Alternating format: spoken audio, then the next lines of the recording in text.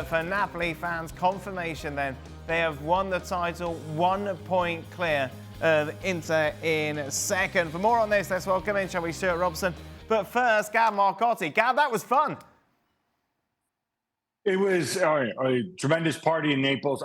I don't know what it is about Antonio Conte. I am not naturally a Conte guy, but you have to give him all the credit in the world. This is a team that finished 10th last season, and you can say, oh look, but they won the title the year before that. Yeah, they won the title the year before that.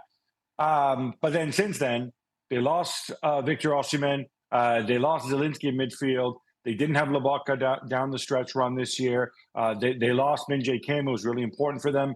And of course, Kvaratskhelia leaving in January. And he reinvents it. He reinvents it with other players. You know, here we see starting 11. That's Oliveira at the back. No Buongiorno, he was injured. Oliveira's a left back, and he had to play center back in the stretch run. And I think did a really good job.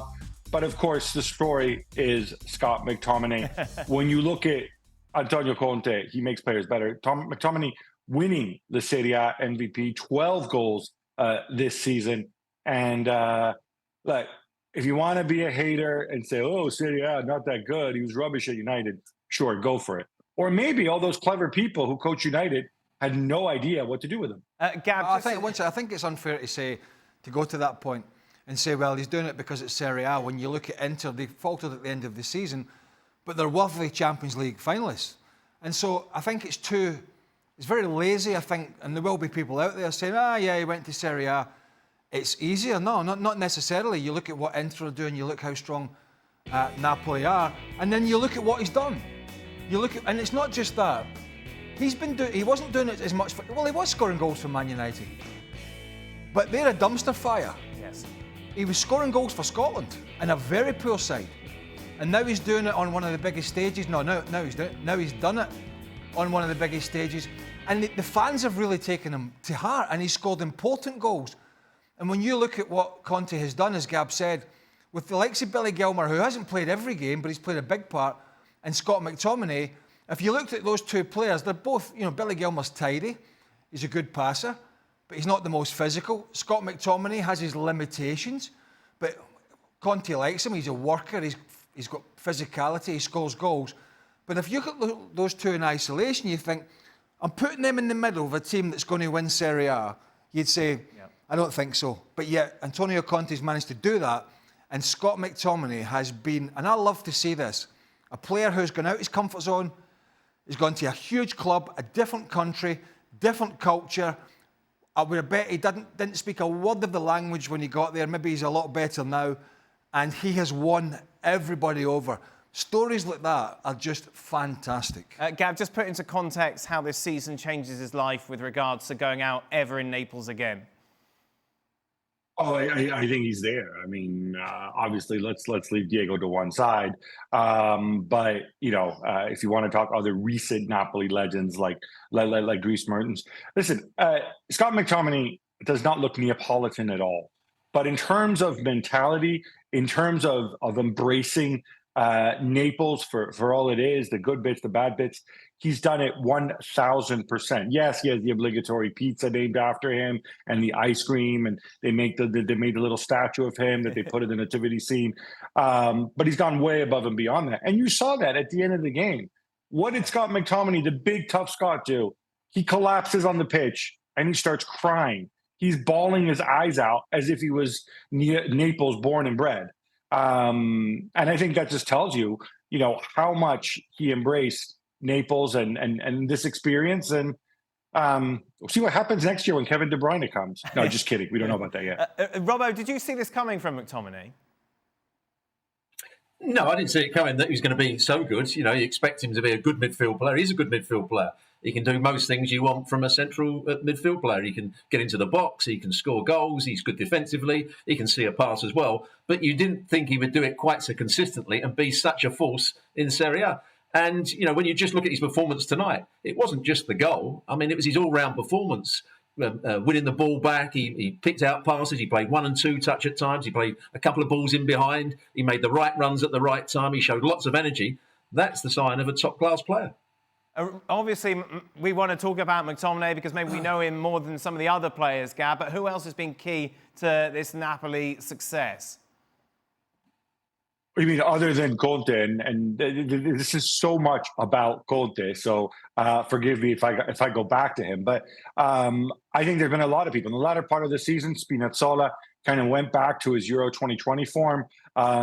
Lobotka before he got injured and was replaced, I think, very well by Billy Gilmore. Again showed why in that role, in that position, he is one of the best in the world. Andre Frank Zambo Anguissa. He was his usual devastating, double threat self. But I have to give a shout out, I think, to the captain, Di Lorenzo, leading from that right back position, also scored a few goals this year. And look, he captained the team to 2 Serie A titles. The only other person to have done that is a guy named Diego Armando Maradona. Robbo, we know when it comes to Antonio Conte, you are his #1 fan. I am. When I started watching Juventus many years ago, when they'd come 7th the year before, they opened their new stadium, and Antonio Conte was given manager's job for, I would say, 2.5 years. I loved watching them play. I knew exactly what they were going to do, but they pressed the ball so well. They had a certain system they played. You knew that Bonucci was going to hit the big diagonals. Pirlo playing in that central midfield. They were a joy to watch, the way they got the ball into the front players. He did the same with a very poor Italian side. He then came to Chelsea when I think Mourinho was the manager that got the sack, and they finished something like 10th the year before. He won the title with them, and then it all blew up the second season. And he's now done the same at Napoli. I think he's and he did it, of course, at Inter, where his team during COVID were a great team to watch again. And he gets the best out of Romelu Lukaku. He knows how to play to him. He gets the ball into his feet. He rolls the ball down the side of him so he can make those runs. And they chose the right time to play forward today because Cagliari, just after half-time, wanted to press the ball. 1v1, they left Lukaku at the back, and he showed his quality again. Conte is a magnificent manager, and there's no doubt about that. He is, but he's a hard man, Gab, to convince to stay in the one place, isn't he? And, he has to get the reassurances, even after winning this, he has to get the reassurances that he's going to be back going forward. Otherwise, he might not be there next year. He's almost cartoonish, I think, in the way he's so demanding. And that's one of the reasons I've kind of criticized him in the past. I mean, I've always taken it, and maybe I was wrong about this. I always taken the attitude that, listen, work with the players you have and make them better. That's what you do. You make, good players into great players and average players into good players. Instead, he's the kind of guy who's like, well, the team's not matching my ambition, which means go and spend money, go and buy me superstars. Well, I think he showed this time around, he had Victor Osimhen in the summer, and he replaced him with Romelu Lukaku. I'm sorry, much as I love Romelu Lukaku, that is a major downgrade. Kvicha Kvaratskhelia was replaced by Noah Okafor. Not in the lineup, obviously, because Okafor is nowhere near as good, but he found an internal solution there. So I think you have to give him credit. He's, as Robbo said there, I mean, he achieved miracles with probably the least talented Azzurri team or Italy team in history. And he's the first manager to win Serie A with 3 different clubs. Now, Fabio Capello might say that it was him, but of course, 2 of those titles with Juve were later stripped in the Calciopoli scandal. So, if you can stomach Conte, and there's also an argument that, after a while, his message wears people down. That's what they said at Juve. They said, once he left, the players were happy and successful again. So there's always going to be that question about his future. Is he going to stay? But man, for season number 1, sometimes season number 2, there's nothing like it. Wasn't it just 3 months ago or roughly about then when he was saying, I don't have it. I just don't have the tools to get this job done, when it looked like they were maybe flagging a little bit. And Inter have always really, I think, been the favourites. Yeah. They were the favourites to come through and like a train, but they they've had the Champions League to worry about, but Conte was giving those messages out, and to be fair to the players, maybe the players were looking, thinking, going, my God, he's already talking us down. We're still in this title fight, and that's what he does. Sometimes he comes out and he moans and he groans, but in the end, he did have the tools, didn't he, to get the job done?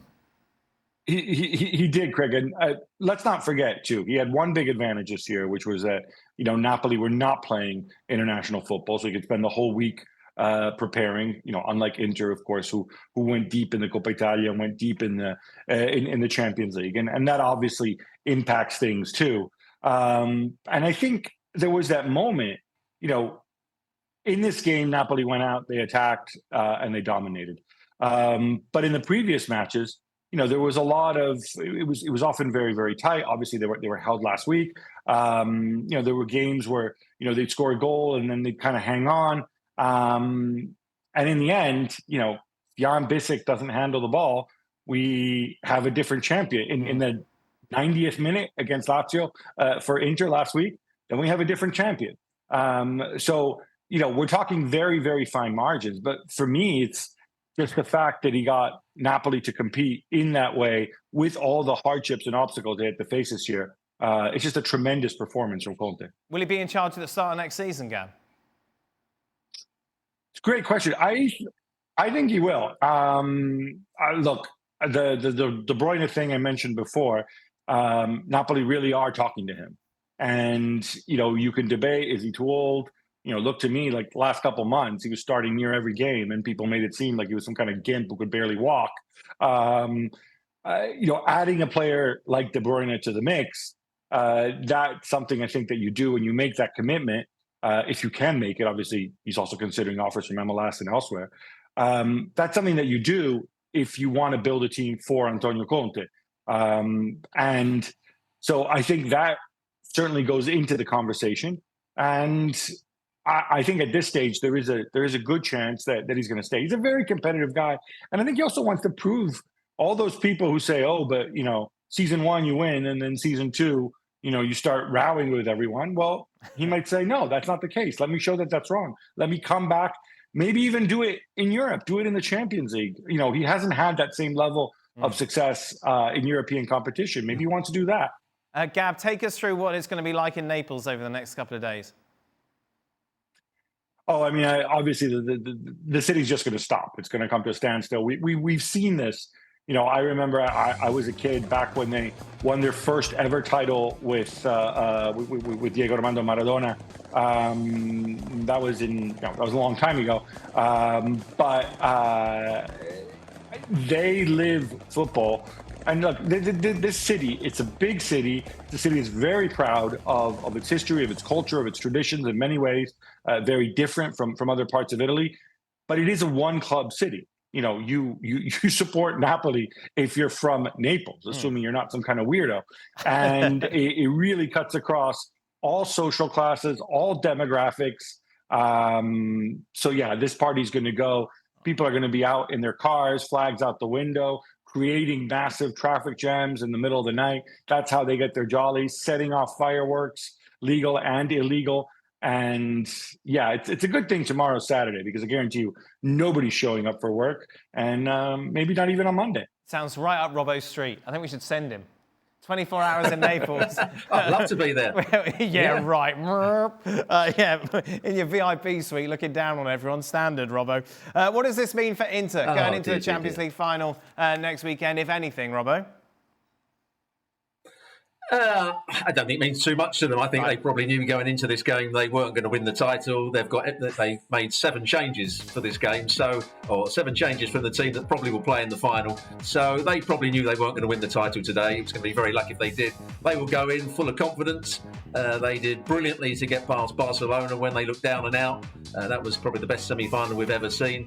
They've now got to produce another good performance. They've got to play as well as they possibly can, both defensively and on the counter-attack, because PSG are going to have most of the ball. But mentally, I think it won't affect Inter at all by not winning the title this time. Well, it's very similar to Barcelona, wasn't it? When Inter knocked them out, we were like, right, how's that going to affect them going into the Classico?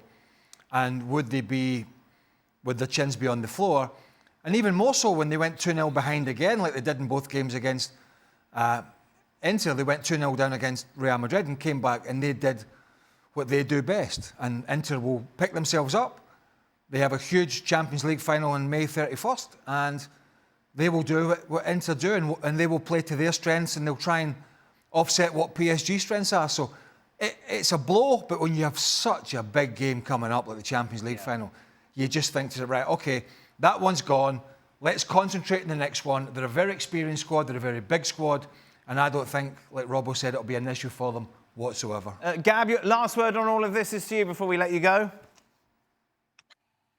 Well, certainly, like Napoli have made history again in the most improbable ways. From Inter's perspective, I agree with what the boy said. He said, "Let me put out a team to win this game. It's out of my hand, and then I'm going to hope that Cagliari ruins it all for Napoli." He did that. I think it was important that players get the rest. Eyes on the prize, May 31st in Munich. Wow. Let's make sure Paris Saint-Germain are disappointed once again, and let's go and bring home the fourth Champions League title, and 4 is a lot, and I think that's what Simone Inzaghi's looking to do.